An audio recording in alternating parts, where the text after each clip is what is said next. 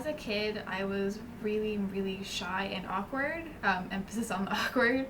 I didn't really know how to make friends, so I got teased a lot, mostly just for, reading in class and being quiet, stuff like that. So I didn't feel particularly close to anybody.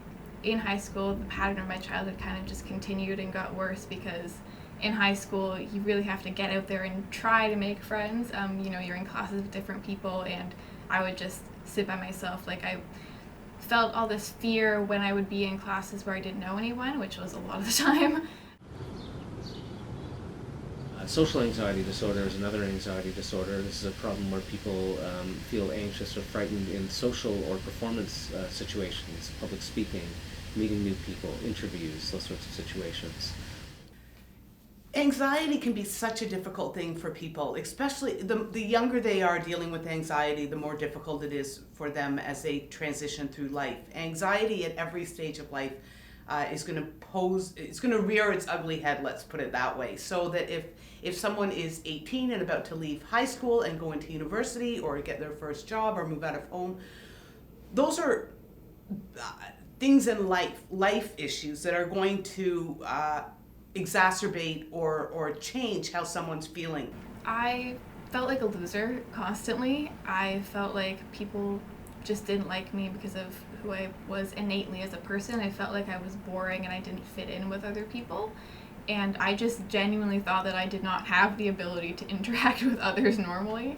And I did not, the thought that I had anxiety didn't even cross my mind. The main difference between kind of normal levels of fear and anxiety and anxiety that we would see at a level that we might call an anxiety disorder is the severity, so the intensity of it. But more importantly, whether it interferes with somebody's life. I was excluded from my group of friends that I had been hanging out with since elementary school, and I experienced a bullying situation. It was a very subtle, insidious form of bullying that kind of gnawed away at me day after day.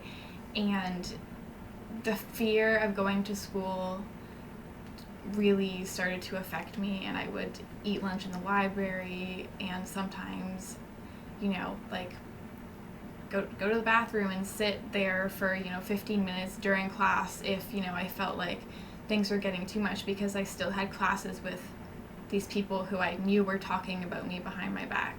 So that was really difficult to deal with. I think a lot of people confuse anxiety with stress and just getting stressed out about something. And so a lot of people, when they hear about someone who's had a panic attack or they suffer from an anxiety disorder, they grasp at situations in their own life where they've been anxious or they've been nervous or they've been scared or they've been stressed and say, oh, I can relate. Well, no, you can't. There's something that is beyond where you've been able to, you can tap into that. Eventually, it was recommended that I see a psychiatrist, and at that time I was evaluated and diagnosed with both depression and social anxiety. People with anxiety disorders often also experience problems with depression. People with one anxiety disorder are more likely to have another anxiety disorder than not. We often see that kind of co-occurrence. Growing up, I lived with both of my parents and my younger brother. Looking back now, comparing myself to them, I feel like they might also have social anxiety a little bit, just not diagnosable. Lots of different factors influence whether people experience anxiety and whether people develop anxiety disorders. So one of those is certainly people's genetic makeup, their biology, the neurotransmitters in people's brains, the way people's brains function, hormone levels, lots of different biological factors.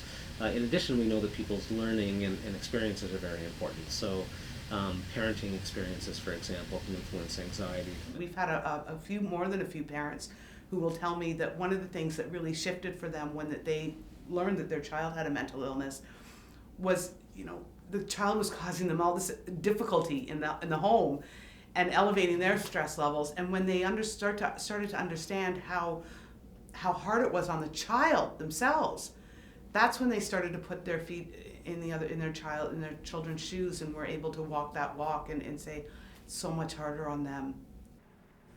I think that having a supportive family can make a world of difference. In my situation, I think that my family would have been supportive if I had been more open with them from the very beginning, from when I first started being bullied in high school, for example.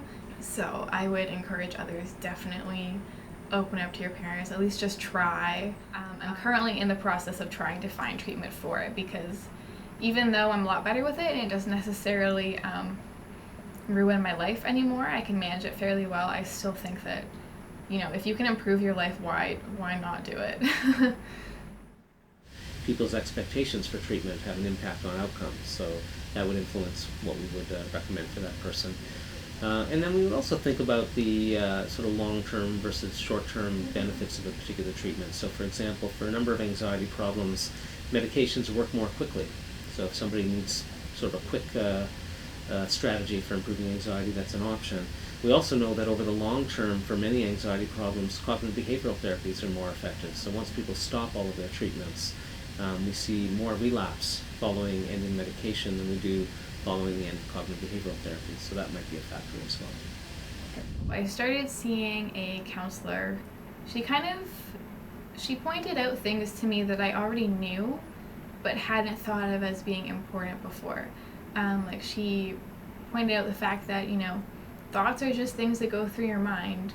You can choose to keep them there or let them go on by, and the healthy way to process negative thoughts is to just let them go, rather than ruminating on them over and over again. I think she used the analogy of, it's like cars on a freeway. You don't want them to get stuck in traffic in your head. So it wasn't necessarily formal therapy, but it definitely had a lot of elements of cognitive behavioral therapy thrown in. Cognitive strategies involve teaching people to identify the thoughts that contribute to their anxiety, number one. And number two, teaching people to shift their thinking, to be able to think more flexibly and to be able to think more realistically about the situations that they fear. But keep a daily inventory of some of the signs and symptoms that you've been exhibiting and what triggered them, what caused those, and how did you get through it. So what were the coping skills that you used to get you through? And maybe your doctor and you will decide that those coping skills are actually, they're fine, and that you're going to have some issues as you go through life, but that it's not worth taking some of the medication that might be prescribed to you. And maybe he's going to say, we have to see a psychiatrist, and here's who I'm recommending, and this is who you're going to talk to. Keep journaling, keep track of that, because they're going to want to know more and have more in-depth questions. And maybe he's going to be able to prescribe you something right there on the spot to get you through that period of time until you meet with the psychiatrist. It's a whole host of the what ifs the doctor's going to say, but own your part.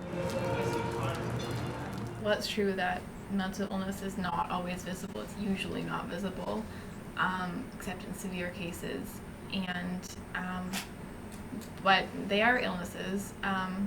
For me, with my anxiety, I think of it more as a condition, but it's a condition that I'm going to have all my life. It's something that I live with, similar to anyone else with a chronic condition. We see lots of different responses to treatment of anxiety disorders. It depends a little bit on the problem. So with specific phobias, most people are able to overcome the problem completely in a relatively short time. With some of the other more complex anxiety disorders, the most common response is a partial response, where people are much better after going through some sort of treatment, but they still struggle with the problem from time to time. A small percentage of people are completely cured and never experience the symptoms of anxiety disorder again, and a small percentage of people get no benefit from treatment. Well, I think that everyone should be educated, at least in a basic way, in terms of what various mental illnesses are. I think the power of the video can go a long way in terms of shifting people's minds. I think people have to know that with someone with a mental illness or mental health diagnosis is going to that their life is going to be complicated by this, and it's harder on them than it is on anyone else around them. The reality is you can't get to everyone, and there are some people who just don't want to learn.